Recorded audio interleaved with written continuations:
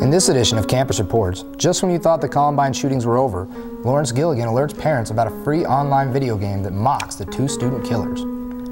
All the snow is starting to melt. What does this mean for New Mexico? Has global warming hit our land of enchantment? Blaize Aldrich has the scoop. Unfortunately, the UNM Lobos aren't having that good of a season, but it's looking up for another type of Lobo. Breheny has more on the story. I'm Travis Weber.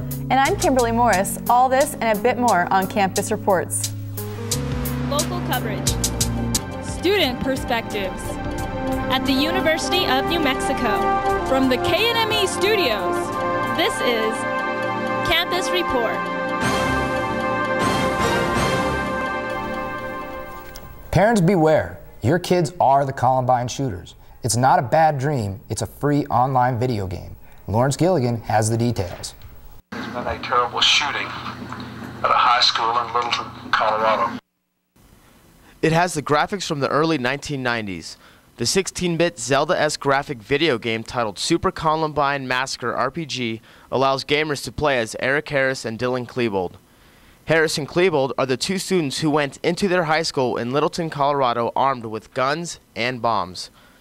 By wounding 23 and taking the lives of 13 and eventually their own, it was America's deadliest school shooting. When asking student gamer Brett Gorley if he would play this downloadable role-playing game on the web, Gorley felt disgusted. I think it's really messed up. There's like a huge massacre and tons of people died and then they make a game out of it. The two creators, Ian Bogus and Danny Ladon, say that the main point of the video game is to provide the players with the killer's perspective. The perspective of alienation and loneliness. Student Sean Hall feels that the game should be banned from the internet. Why would we want to relive this moment in history? I think it should be banned because I don't want, like, if my little brother went out on the internet and saw this, you know, that's kind of a hard thing for a 7-year-old to grasp and like. And honestly, it just shouldn't happen. It should just be banned, should be done with, and you know, why disgrace those people who died that day? That's just my opinion. So parents, beware. Your children may be playing this video game over the World Wide Web as we speak. This is Lawrence Gilligan for Campus Report. After the wettest summer on record, New Mexicans are reconsidering how global warming might affect them.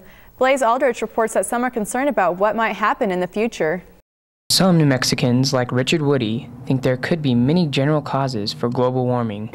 I think probably what we're doing to the environment, the way we're polluting the air, the water, the chemicals that we use, all the processes that we use, the petroleum that we burn, things like that. I think that's all contributing to it. Others think there are specific pollutants causing global warming.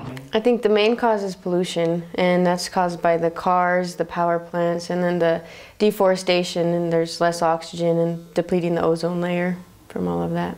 Elizabeth Alden, a nurse, says global warming has had an impact already. Here in New Mexico, we've had so much rain that it has overflowed the arroyos. We've had to redo our drainage system into the Rio Grande because homes are being flooded. Governor Bill Richardson has proposed reducing car and truck emissions and providing a tax credit for purchasing energy-efficient appliances.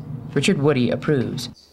I think it's great. I think the less emissions we have, it can't hurt. Abby Patrick is less optimistic. She worries that increased development in global warming will destroy our lifestyle. I think it's just going to get worse. There's going to be more cars produced, there's going to be more people driving, traffic's worse, there's just more cars is the main reason. It's just going to keep getting worse. While Woody and Alden do their part to help the environment, they too are concerned that pollution will increase unless something major is done. This is Blaize Aldrich reporting.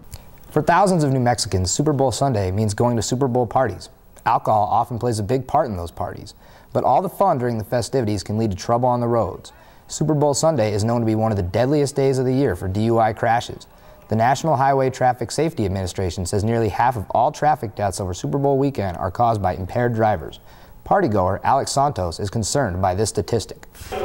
It's very unfortunate. It's sad. Any kind of drunk driving, any kind of incident of that sort, when you realize it can be prevented and it's unnecessary, it's unfortunate. But I understand the situation. People are out there drinking. They're at the games. They're going to drive. It's definitely a problem, and something should be done about it. The Bernalillo County DWI program extends its popular Safe Ride service for events like Super Bowl Sunday. The free service is generally offered on Friday and Saturday nights throughout the year. The phone number is 242-RIDE. The end of the year numbers are in, and the Lobos came out ahead. We're not talking about UNM, but a different kind of Lobo. Annie Breheny reports. When most Albuquerque residents hear the word Lobo, they think of the University of New Mexico's team mascot. You can find signs, murals, and statues all over the Duke City. However, the Lobo, or Mexican wolf, is a real animal that has been struggling to survive in New Mexico for decades. Elizabeth Sloan from the U.S. Fish and Wildlife explains part of the problem. Actually, the Lobo is one of the native wolves that was always around in Arizona, New Mexico, and parts of Texas. And then about turn of the century or so, it was completely wiped out because it was the top predator. And as people moved into the area and such, they didn't want a predator around with all their cattle and other animals and such. And so the federal government actually is the one that eliminated the Mexican wolf from the Southwest. However, things may be looking up.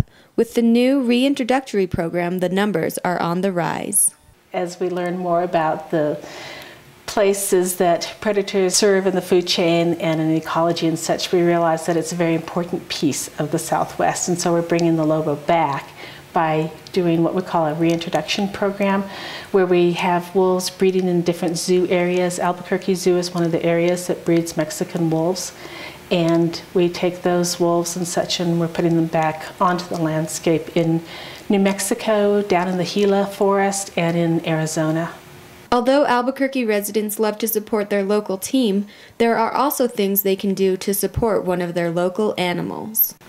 There are several different things. One, Defenders of Wildlife has a compensation program that people could donate to. We'd actually like to start our own compensation program where when people do lose livestock and such, they are compensated for that, because the people living out there on the land, when they do have cattle losses and such, Defenders of Wildlife will compensate them fair market value. With one of the largest numbers of wild lobos in recent times, they may once again have the strength to survive in New Mexico. This is Annie Breheny reporting. That's it for this edition. We'll be back in a few days with new news and probably new anchors. No, we're not being fired or even resigning under pressure. We're just stepping aside to give some other journalism students a chance. I'm Kimberly Morris. And I'm Travis Weber. Thanks for watching.